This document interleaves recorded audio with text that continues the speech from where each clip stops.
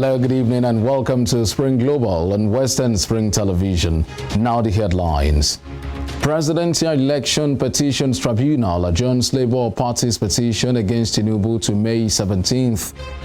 Outside Nigeria, Pakistan's former Prime Minister pleads not guilty to corruption charges. A jury finds Donald Trump sexually abused magazine columnist. My name is Femi Olanipekun. Now the news in detail. The Presidential Election Petitions Tribunal has adjourned the petition against the President-elect Bola Tinubu by the Labour Party and its presidential candidate Peter Obi to May 17th. The court took the decision and the request for adjournment by the parties to the petition. In another development, earlier today, the Action People's Party, APP, applied to withdraw its petition challenging the victory of Tinubu at the 2023 general elections. The counsel to the APP, Obed Agu, also asked the court to strike out and dismiss the suit.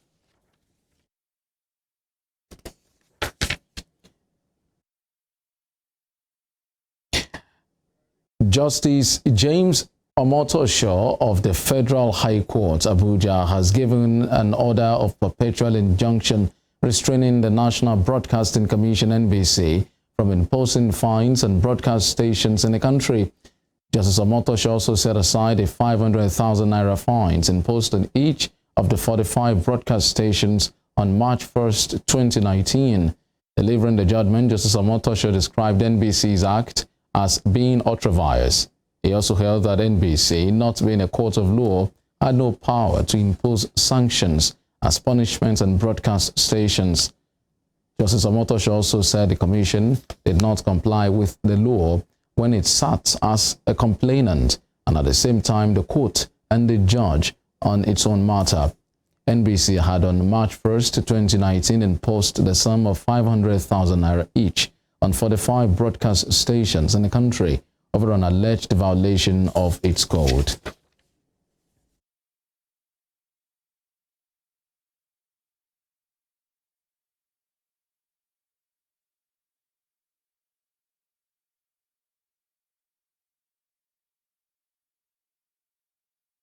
In Osun State, following the Supreme Court's judgment on Tuesday, the state workforce welcomed Governor Ademola Adeleke to office amidst drumming, singing and dancing at the State Secretariat Abere in Osogbo, the state capital, today.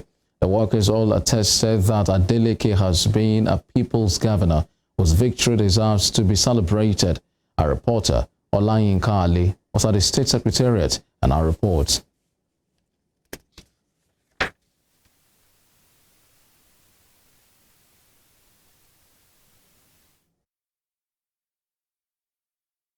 Well, outside Nigeria, we'll bring you that story later on. Outside Nigeria, Pakistan's former Prime Minister Imran Khan has pleaded not guilty to corruption charges a day after his arrest sparked a nationwide protest.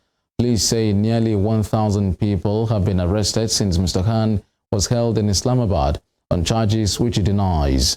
The arrest dramatically escalated tensions between Mr. Khan and the military at a time of economic crisis. The conviction would permanently disqualify him from standing for office, while elections are due later this year. 8 people are now reported to have died in violent protest that broke out across Pakistan following Mr. Khan's arrest. Meanwhile, British Prime Minister Rishi Sunak says Imran Khan's arrest is Pakistan's internal matter. The United Kingdom has a strong, deep, multi-dimensional relationship with Pakistan. And there are over 1.5 million British Pakistanis here, and many of them are dual nationals, as am I.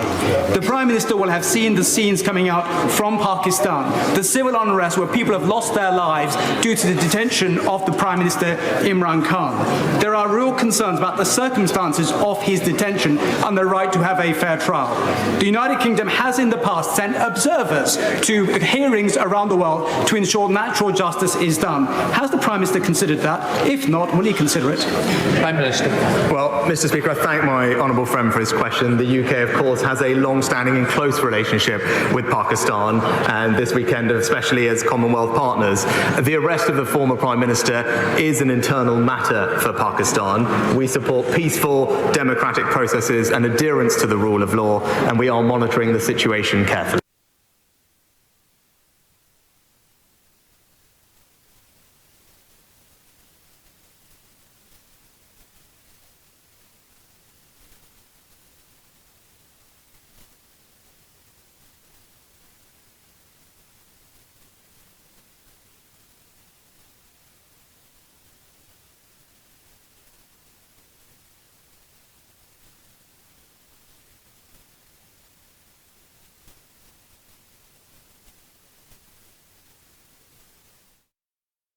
Back to the Supreme Court, in Osun State here. Following the Supreme Court's judgment on Tuesday, the state workforce welcomed Governor Ademola Adeleke to office amidst drumming, singing and dancing at the State Secretariat in Abere here in Osogbo, the state capital. The workers attested that Adeleke has been a people's governor whose victory deserves to be celebrated. Our reporter, Olayinka Ali, was at the State Secretariat and our reports.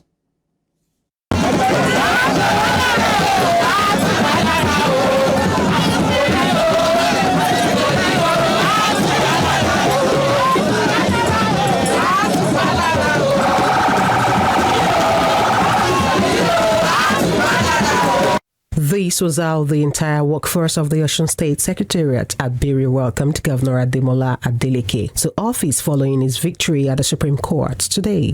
The workers could not hide their joy as they came out in large numbers to welcome the governor with a tax to comrade governor. Governor Ademola Adeleke appreciated the workers for their love towards him and for believing in his administration, reassuring them of his commitment to serve the people and govern them with the fear of the Almighty.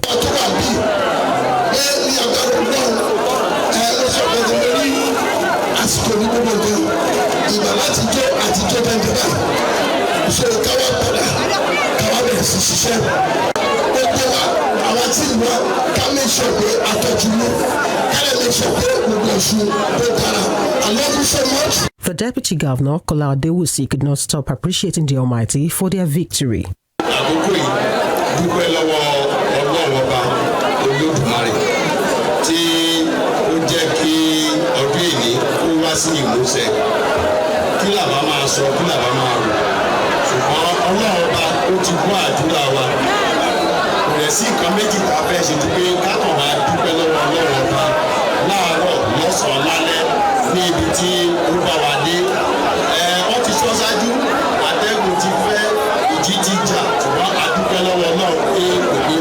Former Governor of Osun State, Olagunsoye Oyinlola, was on ground to felicitate with the governor. He stated that Governor Adeleke is going to do well because he is a product of his party, the PDP, and he believes the people of Osun supported the governor because they have seen his ability and have believed that if Adeleke remains governor, there will be progress in the state. Adeleke is a product of my party.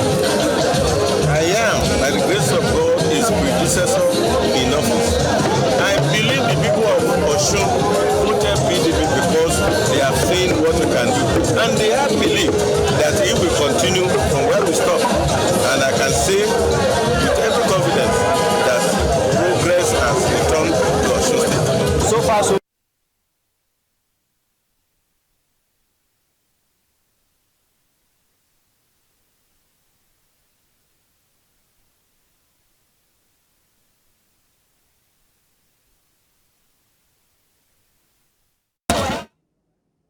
Well, I apologize for that poor audio quality, but moving on now, Iran has hanged 3 prisoners, including a man known as the Sultan of Cocaine, as the United Nations warns of a rising number of executions.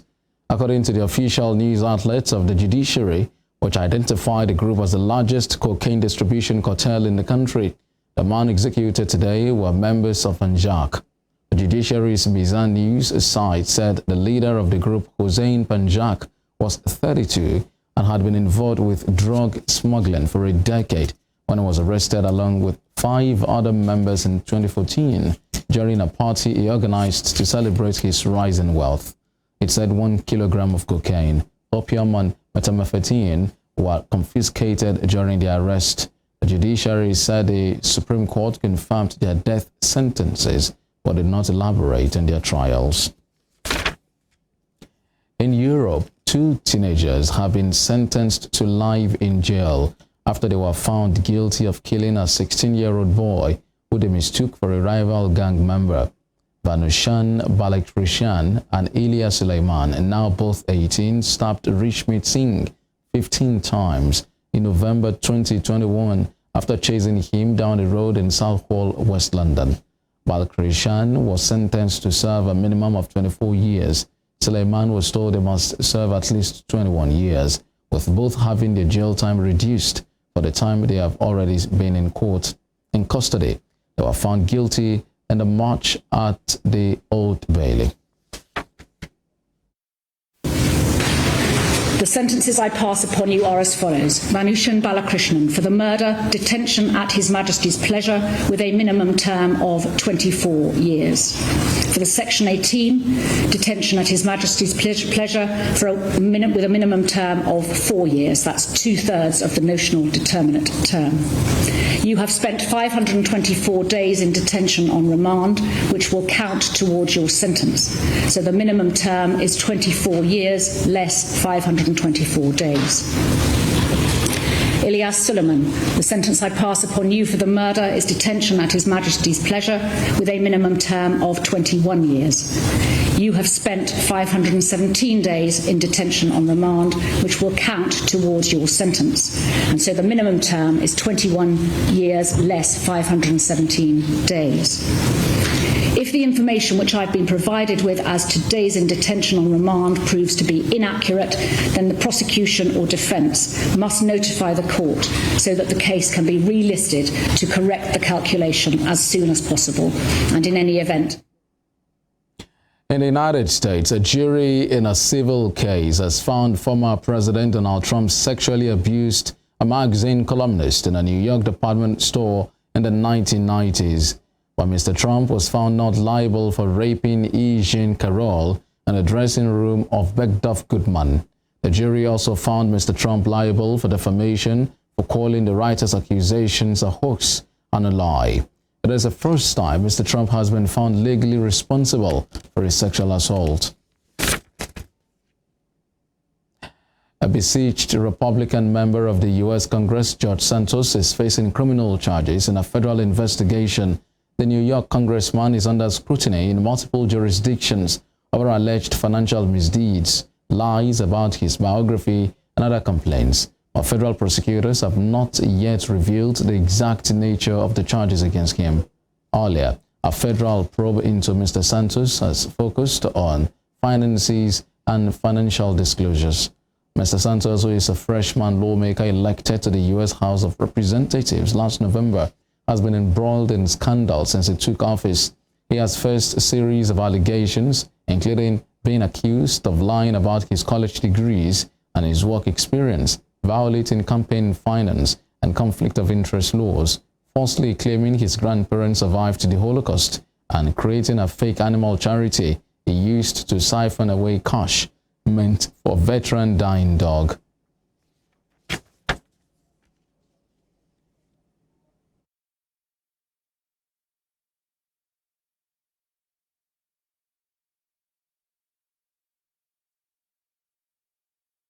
And in the United States, a jury in a civil case has found former President Donald Trump sexually abused a magazine columnist in a New York department store in the 1990s, when Mr. Trump was found not liable for raping E. Jean Carroll in the dressing room of Bergdorf Goodman.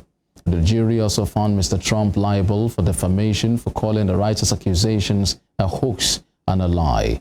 It is the first time Mr. Trump has been found legally responsible for a sexual assault.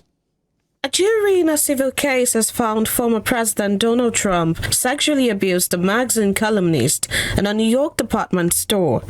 Donald Trump sexually abused writer E. Jean Carroll in the 1990s and then defamed her by branding her a liar, the jury decided, delivering a legal blow to the former U.S. president as he seeks re-election in 2024. The verdict was read out in a Manhattan federal court on Tuesday afternoon just hours after jurors began deliberating following a 7-day civil trial. The 9-member jury of 6 men and 3 women determined on Tuesday that the ex-president did not rape Carroll, but they did find him liable for sexual abuse and defamation. The jurors awarded the former Elle magazine columnist approximately $5 million in compensatory and punitive damages, and because this was a civil case, Trump faces no criminal consequences. Carroll, who held hands with her lawyers as the verdict was read on Tuesday, left the courthouse with Kaplan, smiling while in sunglasses, entered a car without speaking to reporters. In a written statement later in the day, Carroll said she filed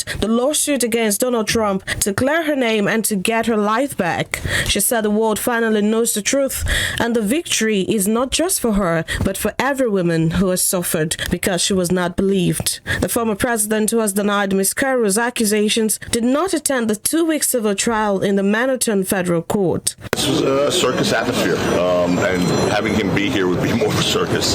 And again, what I said in the summation yesterday, reigns true, holds true. It's that, what more could he say other than I didn't do it? And he said that under oath here. It's hard to prove a negative. Molly, I can say you stole my pen, prove you didn't do it. How would you prove it? Say you didn't do it, right? I mean, it's sort of where we're at. So, it's very simplistic to say, oh, he should have testified. He had nothing to say other than what he's already said under oath. Trump immediately lashed out with a statement on his social media site, claiming again that he does not know Carroll and referring to Tuesday's verdict as a disgrace and a continuation of the greatest witch hunt of all time.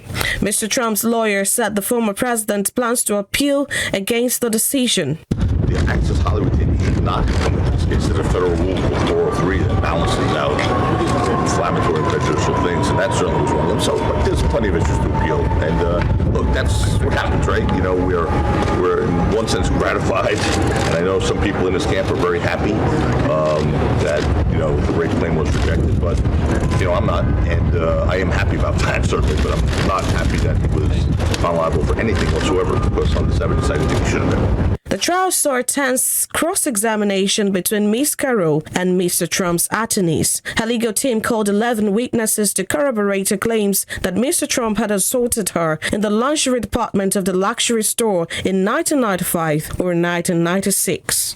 Mr. Trump called no witnesses and appeared only in a video of a deposition that was played for jurors in which he denied rape. It didn't happen. And by the way, if it did happen, it would have been reported within minutes. Talking about going to a major floor, probably, I assume, the most important floor, a major floor in a major department store. That's a very busy store, by the way. And checkout counters and everything else. And I would be in there. I mean, it's the most ridiculous, disgusting story. It was just made up. Mr. Joe Tacopina sought to cast doubt on Miss Carroll's story, which he called a work of fiction. He questioned why Miss Carroll could not specify the date of the attack, arguing that it stripped Mr. Trump of the chance to provide an alibi. The former Elle magazine columnist was able to bring the civil case against Mr. Trump after New York passed the Adult Survivors Act in 2022. The law allowed a 1-year period for victims to file sexual assault lawsuits in the state involving claims that would have normally exceeded statute limitations. It remains unclear if the verdict will have an effect on Trump's political chances, as he remains the early frontrunner for the Republican nomination in 2024. The former president faces a host of other legal issues, including criminal charges in New York relating to a hush money payment made to a porn star in 2016 and a Justice Department investigation into his alleged mishandling of classified documents. Temi Tokbe, Ajijola Oluola, Western Spring Television News. In the Middle East, Palestinian militants in the Gaza Strip have fired more than 60 rockets towards Israel after the Israeli military said it carried out a series of airstrikes on Islamic Jihad rocket launchers. Health officials say at least 2 Palestinians have been killed in Gaza, but there were no reports of any serious injuries in Israel, where most rockets are said to have been intercepted. This comes a day after 15 people in Gaza were killed in Israeli airstrikes, including 3 Islamic Jihad leaders. Islamic Jihad swore revenge, but there was no rocket of fire overnight. Instead, the group warned Israel to respect its reaction anywhere at any moment. And while Israel's prime minister said any escalation from militants would be met with a crushing response. You're watching Spring Global on Western Spring Television. We'll be right back after this break.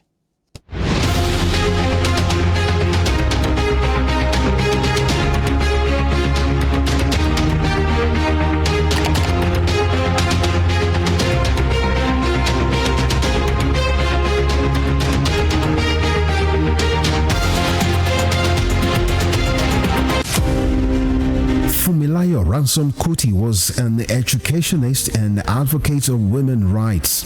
She was recognized for her vitriolic comments against colonial policy of taxation as it affected the Nigerian women. Bere, as fondly addressed by her women followers, Funmilayo championed the initiation of universal adult suffrage, which gave an unprecedented leeway for women to contest elective offices and power to exercise voting rights.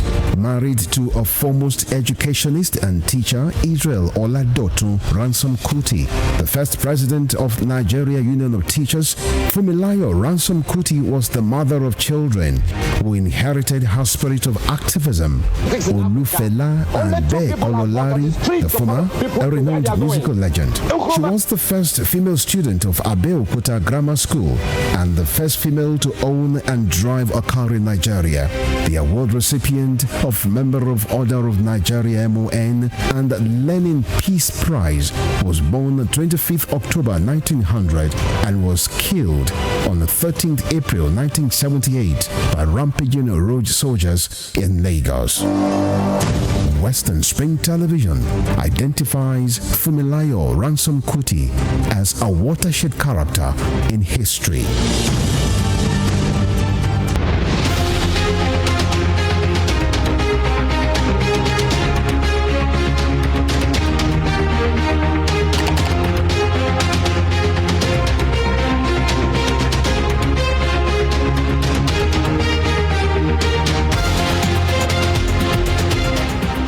Welcome back. 2 worshippers and 2 security guards have been killed in a gun attack near Africa's oldest synagogue on the Tunisian island of Djerba. The attack took place during an annual pilgrimage to the island, which attracts Jewish visitors from Europe and Israel. A guard reportedly shot dead his partner before opening fire on visitors and security forces near Griba synagogue before being killed himself. The 2 dead worshippers, who were cousins, have been named as by Israeli media as French national Benjamin Haddad and Aviel Haddad, a dual citizen of Tunisia and Israel. Tunisia's former tourism minister who organized the pilgrimage and was inside at the time said the 2 cousins had tried to hide behind a bus outside the synagogue. Elsewhere, the Kremlin has reacted furiously after a Polish government body advised using a different name for Russia's enclave of Kaliningrad on the Baltic Sea coast. The Polish committee said the city and wider area should instead be called Królewicz. The Kremlin said this was the area's traditional name, and the decision no longer to use an imposed name was partly a result of Russia invading Ukraine. Russia said the decision was bordering on madness and a hostile act.